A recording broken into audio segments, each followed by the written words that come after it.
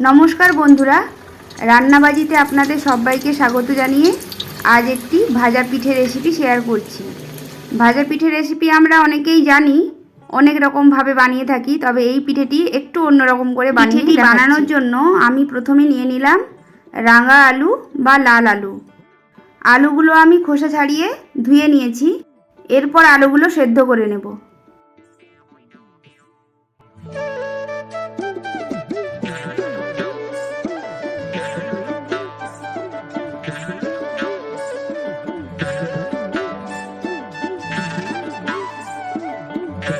আলুগুলো সেদ্ধ করার সময় আমি 1 চিমটি লবণ দিই।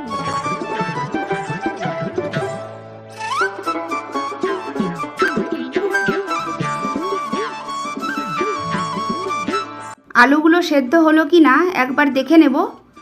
আলুগুলো সেদ্ধ হয়ে গেছে। এরপর আমি আলুগুলো নামিয়ে নেব।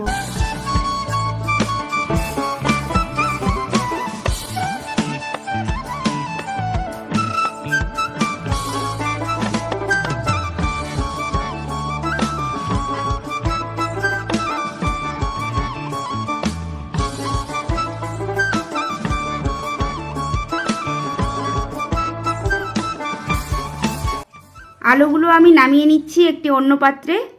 এখন আমি আলুগুলো ঠান্ডা হওয়ার জন্য অপেক্ষা করব। ওইদিকে আলুগুলো ঠান্ডা হতে থাক, আর এদিকে আমি পিঠে বানানোর আরেকটি ধাপ এগিয়ে ফেলি। আমি নিয়েছিলাম 250 গ্রাম রাঙা আলু, তার থেকে আমি 2টো সরিয়ে রেখেছিলাম, আর বাদবাকি আলুগুলো আমি সেদ্ধ করে নিয়েছি। আর এখন নিয়েছি 1 কাপ মুগ ডাল। মুগ ডালটি আমি প্রথমেই পরিষ্কার করে নিয়েছিলাম।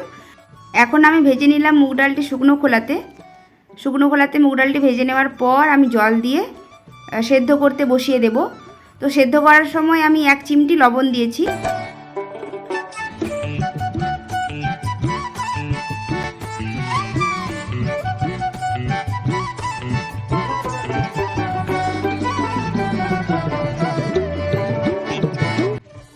ডাল কিন্তু খুব ভালোভাবেই সেদ্ধ হয়ে গেছে।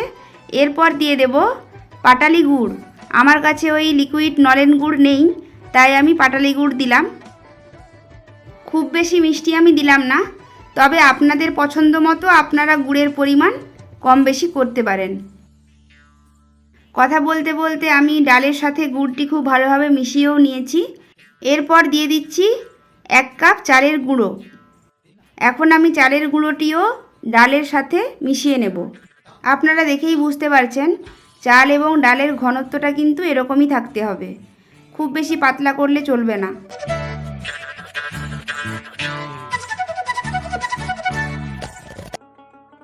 যখন চাল এবং ডাল খুব ভালোভাবে মেশানো হয়ে যাবে, তারপর দিয়ে দিতে হবে 1 চামচ ঘি।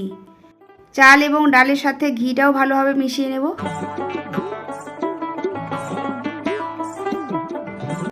মনে পড়ছে, ওই যে আলু প্রথমে আমি সেদ্ধ করে ঠান্ডা হওয়ার জন্য রেখেছিলাম, ওই আলুগুলো এখন মেখে নেব, কারণ আলুগুলি ঠান্ডা হয়ে গেছে।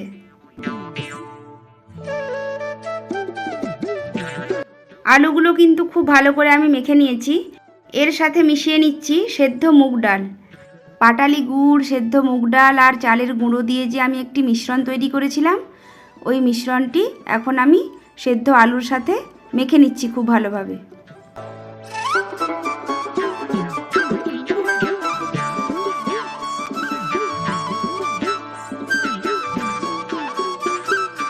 সব কিছু আমার খুব ভালোভাবে মাখা হয়ে গেছে। এরপর পুরের রেসিপিটি যদিও আমি আপনাদের দেখালাম না, তবে পুর আমরা সকলে একইভাবে বানিয়ে থাকি। আমি পুরটি বানিয়েছি নারকেল, গুড় এবং সাথে একটু ভাজা তিল দিয়েছি। পুরের রেসিপিটি আমি এই কারণে দিলাম না, ভিডিওটা তাহলে অনেক বড় হয়ে যাবে। প্রথমে আমি কিছুটা মিশ্রণ নিয়ে নিলাম এবং মিশ্রণটিকে আমি বাটির আকারে গড়ে নিলাম। ওই বাটির ভেতর কিছুটা পুর দিয়ে বাটির মুখটি বন্ধ করে দিলাম। একইভাবে যেরকম আমরা দুধ পুলি বানাই বা পুর পিঠে বানিয়ে থাকি, ওইভাবেই ধীরে ধীরে আমরা এইগুলোও গড়ে নেব।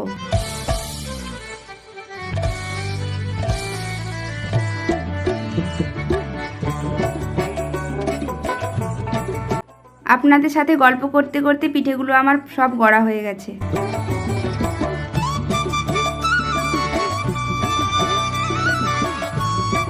এরপর নিয়ে নিচ্ছি একটি বাটি। বাটিতে দিয়ে দিচ্ছি 2 চামচ চালের গুঁড়ো, সাথে দিয়ে দিলাম কিছুটা জল, জল দিয়ে একটা ঘোল তৈরি করে নিতে হবে।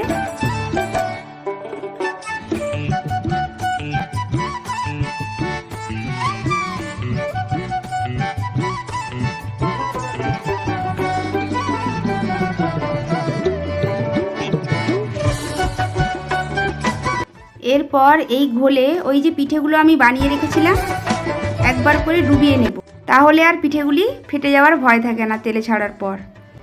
এরপর পিঠেগুলি আমি এক এক করে ভেজে নেব মিডিয়াম হিট আঁচে।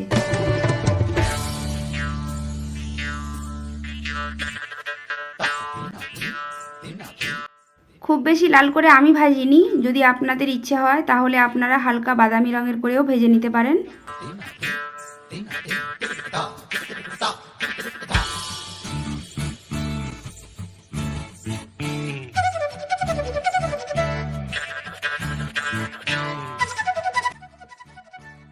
পিঠেগুলি আমার ভাজা হয়ে গেছে, পিঠেগুলি এবার নামিয়ে নিই। আমার এই পিঠের রেসিপিটি যদি আপনাদের ভালো লেগে থাকে তাহলে চ্যানেলটি সাবস্ক্রাইব করে আমার পাশে থাকবেন, পাশে থাকা বেল আইকনটি প্রেস করে রাখবেন, যাতে আমার নিত্য নতুন রেসিপিগুলি আপনার কাছেই আমি প্রথম পৌঁছে দিতে পারি।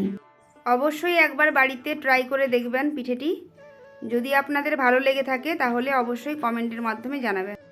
আজ তাহলে এখানেই শেষ করলাম। ভালো থাকবেন, সুস্থ থাকবেন, টাটা।